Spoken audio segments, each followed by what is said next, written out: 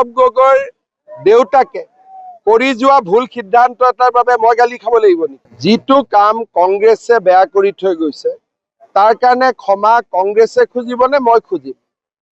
কংগ্ৰেছে বিধানসভাত প্ৰস্তাৱ লৈছিলে যে ট্ৰাইবেল কৰিব লাগে কাকো ক্ষতি নোহোৱাকৈ। এইটো কি কথা যে ভাত খাব লাগে কিন্তু কাঁহী বাতি নাথাকিব? এইটো কেনেকে হ'ব পাৰে? গতিকে গৌৰৱ গগৈৰ দেউতাকে কৰি যোৱা ভুল সিদ্ধান্ত এটাৰ বাবে মই গালি খাব লাগিব নেকি? এই কথাটোতো চবেই জানে।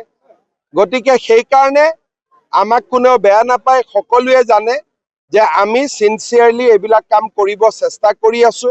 অসমত যিমান গণ্ডগোল লগাই থৈ গৈছে কংগ্ৰেছে লগাই থৈ গৈছে। ৰাজহুৱা কৰিম। এইটো মই দাবী কিয় জনাব লাগে যেতিয়া মই নিজেই টুইটত দিছো যে এইটো ৰাজহুৱা কৰিম? যেতিয়া মই কলোহেঁতেন যে ৰাজহুৱা নকৰো তেতিয়াহে দাবী কৰিব লাগে।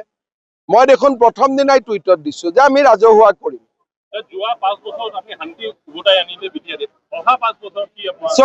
বিটিএডিত আমাৰ আটাইতকৈ ডাঙৰ যিটো সমস্যা যে চৰকাৰৰ পৰা আমি ইয়াতে বছৰি 1000 কোটি টকা দিওঁ, ৰাস্তা বনাব সেপাৰেটলি টকা দিওঁ, দিল্লীৰ পৰা টকা আহে, কিন্তু সকলোৱে জানে যে মানুহে আজিও মই সুধিছো অৰুণোদয় কোনে পাইছে?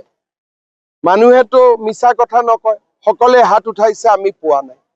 এতিয়া যদি মই নলবাৰীত এখন মিটিং কৰো, কোনে পোৱা নাই?